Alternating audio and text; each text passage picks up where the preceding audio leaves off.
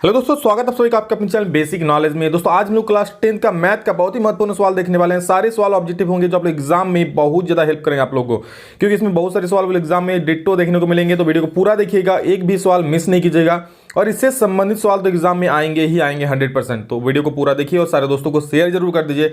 Channel पर जितने सारे विद्यार्थी पहली बार आए हैं प्लीज सब्सक्राइब कर लीजिए इसी तरह की वीडियो देखने के लिए, हर एक अपडेट पाने के लिए। तो चलिए देख लेते हैं, सबको समझ भी लेते हैं, एक्सप्लेन करके सबको आपको बता भी दूंगा हाँ इसका कैसे सॉल्यूशन होगा, ताकि इससे संबंधित कोई और सवाल भी पूछे तो भी आप लोग एग्जाम में बना के आइएगा। मैथ में 40 में 40 लाना है, तो वीडियो को पूरा जरूर देखिएगा। चलिए देख लेते हैं। देखिए सबसे पहला सवाल क्या है, यदि त्रिभुज एबीसी तथा डीएफ में AB by D equal to BC by EF है तो दोनों त्रिभुज समरूप होंगे जब कंडीशन है, चार ऑप्शन दिया आपका, क्या होगा। बोल रहा है एक त्रिभुज ABC और DEF है, ठीक है, उसका भुजाएं समानुपाती है। चलिए दो त्रिभुज में बना लेता हूं, ये ABC है, ठीक है, मान लेते हैं, और ये जो त्रिभुज है वो DEF है, ओके, DEF। ये दोनों त्रिभुज बोला है समरूप होगा कब, अगर इसमें दिया है कि ये जो AB दिख रहा है AB बटा D बराबर BC बटा EF है तो हम लोग एक नियम होता है समरूपता नियम, क्या, SAS, यानी कि भुजाएं समानुपाती हो और उनके अंतर्गत कोण क्या हो, समान हो। तो ये देखिए ये भुजा समानुपाती है, मतलब ये भुजा बटे ये भुजा बराबर ये भुजा बटे ये भुजा है ना, तो उसके अंतर्गत कोण ये वाला आ रहा है, दिख रहा है, तो कोण B बराबर कोण E हो जाए तो ये हमारा समरूप हो जाएगा। तो देखिए कोण D, ऑप्शन डी, कोण B बराबर कोण E हो जाएगा। मैं समरूपता नियम का एक अलग से वीडियो ला दूंगा, उसमें आप लोगों को पता चल जाएगा क्या क्या समरूपता नियम है और कैसे वो काम करता है, ठीक है। नेक्स्ट क्वेश्चन, समद्विबाहु समकोण त्रिभुज ABC में जहां कोण C समकोण है तो AB स्क्वायर बराबर मतलब क्या होगा। देखिए क्या बोला है, एक समद्विबाहु समकोण त्रिभुज है जिसमें कोण C समकोण है। चलिए एक हम समकोण त्रिभुज बना लिए, ठीक है, ये कोण C आपका समकोण दिया हुआ, यहाँ पर C समकोण दिया है, इसको हम मान लेते हैं A, इसको हम मान लेते हैं B, ठीक है। इसमें बोला AB स्क्वायर बराबर क्या होगा, और ध्यान से सुनिए, ये समद्विबाहु है, क्या है, समद्विबाहु, मतलब ये भुजा बराबर ये भुजा। तो हम लिख सकते हैं अकॉर्डिंग टू पाइथागोरस थ्योरम क्या, कि कर्ण का स्क्वायर यानी कि AB का स्क्वायर। तो AB का स्क्वायर इक्वल टू हम क्या लिख सकते हैं, AC का स्क्वायर प्लस BC का स्क्वायर, AC का स्क्वायर और प्लस BC का स्क्वायर। अब हम ऑप्शन के हिसाब से जाएंगे। देखिए ऑप्शन में क्या है, देखिए अब AC को भी हम BC लिख सकते हैं और BC को भी AC लिख सकते हैं, क्योंकि ये दोनों भैया आपस में क्या बराबर है ना। तो हम यहाँ पर लिख सकते हैं AC का स्क्वायर, और ये जो BC है इसके जगह पे तो हम AC लिख सकते हैं क्योंकि ये दोनों तो समान ही है ना, तो प्लस AC का स्क्वायर। तो ऐसे क्या हो जाएगा, तो AC square plus AC square यानी कि 2AC का स्क्वायर, यानी कि हम लोग का AB स्क्वायर बराबर क्या हो जाएगा, 2AC का स्क्वायर, यानी कि option number A is the correct answer, ठीक है। बहुत बढ़िया सवाल है, एग्जाम के लिए ध्यान से देख लीजिए।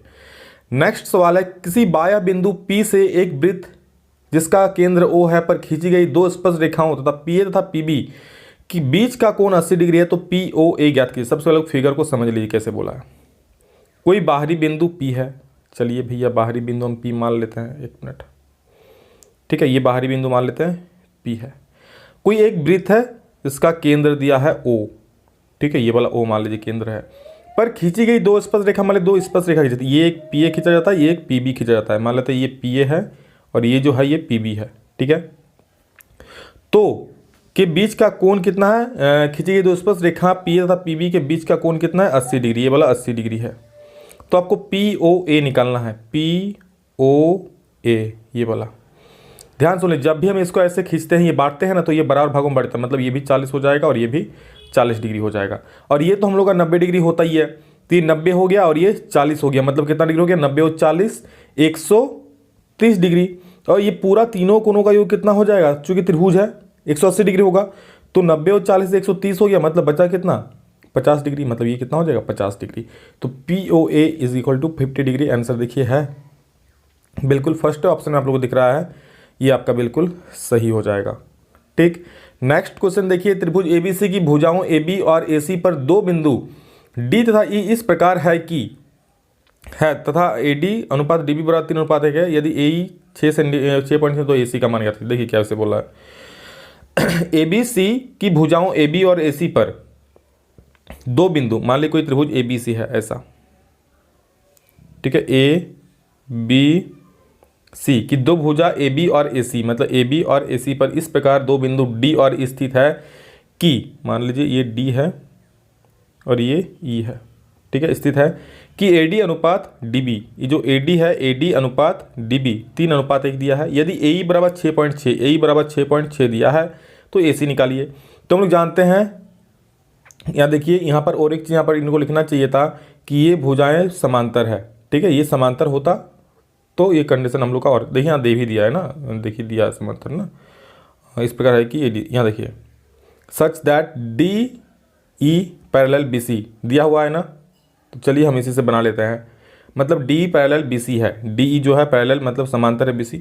तो क्या होगा AD by DB, AD by DB मतलब देखिए AD बाई DB कितना दिया 3/1, तो चलिए डायरेक्ट हम लिखते हैं 3/1 बराबर AE बटे EC होगा। ये एक थ्योरम होता है कि अगर ये भुजाएं समांतर है तो ये जो भुजाएं होगा ये समानुपाती होगा, ठीक है, मतलब AE बाई EC लिख सकते हैं, AE बटा EC लिख सकते हैं कि नहीं लिख सकते हैं, बिल्कुल लिख सकते हैं सर। तो अब क्या होगा देखिए, तो AE बराबर 3EC हो जाएगा, या EC हमको निकालना है ना,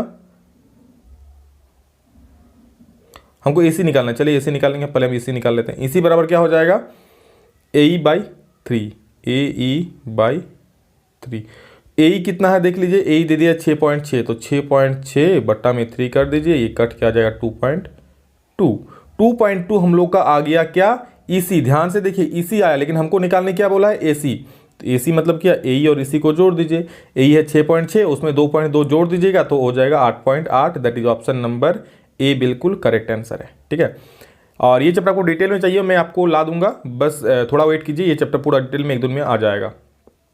नेक्स्ट क्वेश्चन देखिए, समांतर श्रेणी 8, 10, 12 का 10वां पद है, इसका 10वां पद मतलब A10 निकालने बोला है। A10 मतलब क्या, A प्लस 9D होता है भैया, 9D, A मतलब कितना, पहला पद 8 दे दिया है, प्लस 9 और D का मान कितना है, D मतलब A2 - A1, 10 में 8 जाएगा तो 2, ठीक है, तो 8 हो जाएगा, प्लस 9 दूनी 18, 18 और 8 कितना हो जाएगा 26, ऑप्शन में दिख रहा है, बिल्कुल दिख रहा है। आगे देखिए 25 नंबर, यदि समीकरण x² प्लस 2kx प्लस 4 बराबर 0 का एक मूल 2 है तो k का मान ज्ञात कीजिए। भैया इसका एक मूल दे दिया है k, और यहाँ तक जो जो वीडियो देखे हैं इसको मैंने मॉडल पेपर में आप लोगों को ये वीडियो इस क्वेश्चन का जवाब बताया था, ठीक है। तो एक क्वेश्चन में आप लोग होमवर्क के तौर पर देता हूँ, देखता हूँ कितने बच्चे एक्टिव है। जिससे बन रहा है वो कमेंट में आंसर लिखेंगे, जिससे नहीं बन रहा वो कमेंट करेंगे। मैं नेक्स्ट वीडियो जब बनाऊंगा फिर से इसका सॉल्यूशन बताऊंगा। वैसे आप लोग जो मॉडल पर जो जो विद्यार्थी देखें वो तो जरूर इसका सॉल्यूशन करेंगे, क्योंकि मॉडल पेपर में इसको मैंने अच्छे से समझा करके बताया था आप लोग को, ठीक है। इसके अलावा बहुत सारे और भी वीडियो में 1-2 बताया था इसको। तो सभी लोग कमेंट करके इसका आंसर जरूर बोलेंगे, जो जो यहाँ तक देखे हैं, जो जो एक्टिव है वो, जो एक्टिव नहीं है, जो पढ़ाई में ध्यान नहीं देता वो फिर नहीं भी बोलेंगे, तो फिर क्या बोलूँ मैं। लेकिन हाँ, जो एक्टिव है वो जरूर बोलेंगे, और जिनको नहीं आता वो कमेंट करके बोलेंगे, ठीक है। चलिए 26 नंबर चलता हूँ, देखता हूँ क्या है। समांतर श्रेणी 21, 18, 15 का कौन सा पद शून्य है। तो भैया मान लेते हैं nवां पद शून्य है।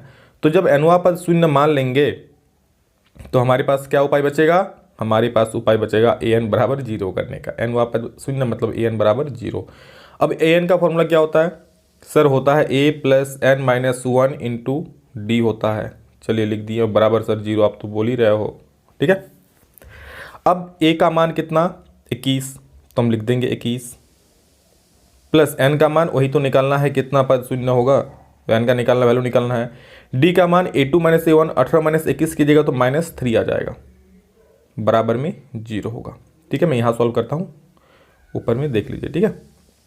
तो इधर 21 से देखना, पहला पद 21, उधर जाके माइनस हो जाएगा ना, हो जाएगा ना, तो क्या होगा n-1 इंटू में क्या है -3 है, ठीक है, बराबर 0 है। तो इधर 21 जाएगा, उधर -21 हो जाएगा। तो चलिए -21 हम कर दिए। अब इधर 3 गुना में है ना, गुना में है ना, उधर क्या हो जाएगा बट्टा में हो जाएगा। तो n-1 इक्वल टू -21 और बट्टा में -3, तो 3 × 7 = 21, -1 कट जाएगा, मतलब n-1 इक्वल टू हो जाएगा 7। तो n इक्वल टू कितना हो जाएगा, n इक्वल टू हो जाएगा 8, दैट इज 8th टर्म आप लोग का 0 हो जाएगा। समझ में आई मेरी बात, बिल्कुल। चलिए बहुत बढ़िया, नेक्स्ट क्वेश्चन देखिए। अगला सवाल क्या आप लोग के सामने, समीकरण 2x² प्लस 5x माइनस 2 का एक मूल निम्न में से कौन सा होगा। एक मूल, तो आपको इसका मूल निकालना है और बोल देना है। तो चलिए मूल कैसे निकालेंगे आप लोग, इसको आप लोग तोड़ के भी बना सकते हैं या फिर द्विघात सूत्र का भी यूज करके बना सकते हैं। चलिए तोड़ के ही बनाते हैं। 12 दूनी 24, 24 को आप लोग कैसे कीजिएगा, 8 या 24 कीजिएगा तो टूट जाएगा ना। तो चलिए हम लिख लेते हैं 2x² है, ठीक है, प्लस 8 या 24 ना, तो प्लस 8x और -3x है, और -12 है, ठीक है। तो 2x² है प्लस में, अरे कॉमन लेना है ना, तो चलिए कॉमन ले लेता हूँ क्योंकि कॉमन लेना है ना अब। तो 2x यहाँ पर कॉमन आ जाएगा तो क्या बचेगा, x+4 बचेगा। यहाँ पर -3 कॉमन आ जाएगा तो क्या बचेगा, फिर से x+4 बचेगा। कॉमन लेना तो आप लोग आता ही होगा ना। तो x+4 दोनों में है, तो x+4 इंटू 2x-3। तो इसमें एगो क्या हो जाए, x+4 बराबर 0 कीजिएगा तो एगो x बराबर -4 हो जाएगा, और अगर 2x + -3 बराबर 0 कीजिएगा तो x बराबर 3/2 हो जाएगा। तो एगो वैल्यू -4 आ रहा है जो कि आप लोग को ऑप्शन में दिख रहा है। तो ऑप्शन नंबर सी बिल्कुल करेक्ट हो जाएगा आप लोग का। गेट इट दोस्तों। इसी प्रकार के सवाल आप लोग एग्जाम में भी आएंगे, इसलिए थोड़ा भी मिस मत कीजिए। कहीं भी अगर समझ में नहीं आ रहा है तो आप लोग कमेंट में बोल सकते हैं, मैं नेक्स्ट में बता दूंगा। वैसे मैं हर एक चीज़ समझा दे रहा हूँ और आशा करता हूँ आप लोग एग्जाम में भी क्वेश्चंस बन जाएगा आप लोगों से, ठीक है। देखिए ज़्यादा प्रैक्टिस कीजिए तभी ज़्यादा नंबर आएगा। अल्फा प्लस बीटा का मान निकालना है, समीकरण दे दिया है। तो हम लोग जानते हैं alpha plus beta equal to क्या होता है, -b/a होता है सर। तो -b मतलब क्या होता है, -b मतलब दिया है -2 है। तो सर 2 को माइनस क्यों दिए, क्योंकि एगो b का खुद का माइनस है और एगो यहाँ पर b का वैल्यू -2 दिया है, और a का मान कुछ नहीं मतलब 1। तो माइनस प्लस ये वैल्यू आपका 2 हो जाएगा आंसर। कहीं 2 दिख रहा है आपको सर, ब्लैंक दिख रहा है नीचे, देखिए कहाँ है जी, इसका ऑप्शन गायब हो गया है क्या। चलिए कोई नहीं, इसका आंसर 2 मार दीजिएगा, ठीक है, सही है। चलिए नेक्स्ट क्वेश्चन, और ये क्वेश्चन अभी मैंने आप लोगों को बता दिया 22 नंबर, और ये सब भी बता दिया, तो वही रिपीटेड शायद है यहाँ पर। 1 मिनट, हाँ देखिए ऑप्शन मिल गया यहाँ पर नीचे, ये देखिए इसका आंसर अभी जो सॉल्व किए उसका आंसर क्या हो जाएगा, 2। मारिए खटाक से, ठीक है, कोई दिक्कत नहीं सर। अब देखिए, और ये था आप लोग का, और कुछ सवाल है जो हम लोग 1-2 देख लेते हैं। चलिए, त्रिभुज ABC में जहाँ कोण B समकोण है, यदि AB बराबर 12 सेंटीमीटर तथा BC और 5 सेंटीमीटर हो तो AC का मान क्या होगा। बोरा ABC में कोण B समकोण है, एक त्रिभुज है ABC, क्या है, ABC एक त्रिभुज है, ठीक है। तो हम लोग ABC एक त्रिभुज बना लेते हैं। ABC क्या है, एक त्रिभुज है जिसमें A कोण B समकोण बोला है ना, तो B को हम समकोण मान लेते हैं। AB बराबर 12 सेंटीमीटर है, BC बराबर 5 सेंटीमीटर है, तो AC का मान निकालने देख के बोलेंगे 13 सेंटीमीटर। कैसे निकालेंगे आप लोगों को पता होगा, पाइथागोरस थ्योरम लगा लीजिए। कौन सा, AC का स्क्वायर इक्वल टू AB का स्क्वायर और प्लस BC का स्क्वायर, इसका लगा के आप लोग निकाल लीजिए, कोई दिक्कत वाली बात नहीं है। AC का निकालना है, AB का है कितना 12, तो 12 का स्क्वायर 144 हो जाएगा, हम शॉर्ट में बना दे रहे हैं, और 5 का स्क्वायर हो जाएगा 25, ठीक है, 144 होगा। दोनों को जोड़िएगा तो आपका आ जाएगा 169, उसका वर्गमूल निकालिएगा 13 आंसर आ जाएगा, कोई दिक्कत नहीं। तो बिल्कुल 13 देखिए पहला ही ऑप्शन में है, तो पहला आंसर ही आप लोग का सही हो जाएगा, ठीक है। चलिए आगे बढ़ते हैं। नेक्स्ट क्वेश्चन देखिए, यदि एक अर्धवृत्त का परिमाप 36 सेंटीमीटर हो तो उसकी त्रिज्या है। बहुत बढ़िया क्वेश्चन है। देखिए अर्धवृत्त का परिमाप दे दिया 36 सेंटीमीटर, उसकी त्रिज्या क्या होगी। इस प्रकार के सवाल एग्जाम में जरूर आएंगे, जरूर। तो ध्यान से देख लीजिए क्या होगा। किसी अर्धवृत्त का परिमाप दिया है 36 सेंटीमीटर, तो उसका त्रिज्या क्या होगा, ठीक। तो चलिए देखते हैं। परिमाप अर्धवृत्त का क्या होता है, πr + 2r होता है। दोस्तों याद रख लीजिए, डायरेक्ट फॉर्मूला भी पूछ सकता है इसका, ठीक है। और ये दे दिया है 36, हम लोग को r निकालना है, तो r कॉमन ले लेते हैं, क्या हो जाएगा π + 2, तो पाई का मान डायरेक्ट बैठाते हैं हम 22/7 और +2। बोलेंगे सर ये कैसे हो गया, आप लोग बोलिएगा ना। तो देखिए पाई अगर कॉमन लेंगे तो r + 2 होगा ना, सॉरी r कॉमन लेंगे तो π + 2 होगा ना, तो π + 2 पाई का मान 22/7 बैठा दिए हम, क्या दिक्कत है। तो r बराबर क्या हो जाएगा, यहाँ एलसीएम ले लीजिए, 1 मिनट r, तो इसको एलसीएम कीजिएगा तो क्या हो जाएगा 22 प्लस यहाँ लीजिएगा कुछ नहीं है तो 1, 7 दूनी 14 हो जाएगा, बट्टा में 7, अब बराबर 36। इसको इधर देख लीजिए थोड़ा सा, r है इधर ठीक है, r इधर है, 22 और 14 जोड़िएगा तो कितना हो, 4 2 6 3 और 2 1 3, 36/7 हो जाएगा, ठीक है, 36/7, और इधर में बराबर में 36, तो ऊपर भी 36 इधर भी 36 कट जाएगा। r बराबर हम लोग का क्या आ जाएगा, r बराबर आ जाएगा 7 सेंटीमीटर। तो त्रिज्या कितना है 7 सेंटीमीटर, कहीं दिख रहा है, बिल्कुल दिख रहा है, सेकंड ऑप्शन में सर, तो ये सही हो जाएगा। Get it. चलिए नेक्स्ट क्वेश्चन देख लेते हैं। एक वृत्त का क्षेत्रफल 154 सेंटीमीटर स्क्वायर है, तो उसका व्यास क्या होगा। बहुत आसान सा सवाल है। वृत्त का क्षेत्रफल दे दिया, वृत्त का क्षेत्रफल क्या होता है, πr² होता है। हम लोग लिख सकते हैं वृत्त का क्षेत्रफल बराबर 154 सेंटीमीटर स्क्वायर। अब वृत्त का क्षेत्रफल होता है πr², यानी πr² का वैल्यू दे दिया है 154, पाई का वैल्यू यानी 22/7 बैठाइए, और आर का स्क्वायर कर दीजिए तो हो जाएगा 154। तो यहाँ क्या हो जाएगा, 7 हो जाएगा, गुना हो जाएगा ना। तो आर स्क्वायर बराबर हम लिख सकते हैं, देखिए क्या लिख सकते हैं, आर स्क्वायर बराबर लिख सकते हैं 154 गुने 7, और चूंकि 22 ऊपर में था इसलिए बटा में 22 हो जाएगा। 22 सत्ते 54 कट जाएगा, यानी कि आर स्क्वायर का वैल्यू हो जाएगा 7 सत्ते 49। तो आर मतलब क्या, इसका वर्गमूल निकालिएगा ना 49 का, तो 49 का वर्गमूल 7 हो जाएगा, तो आर का वैल्यू 7 हो जाएगा, यानी कि 7 हो जाएगा। ठीक है, चलिए नेक्स्ट क्वेश्चन। दो वृत्त की त्रिज्याओं का अनुपात दिया है 2:3, तो उनके क्षेत्रफल का अनुपात क्या होगा। बहुत बढ़िया है, चलिए देख लेते हैं। क्षेत्रफल का अनुपात यानी कि पाई r1 का स्क्वायर बटे पाई r2 का स्क्वायर।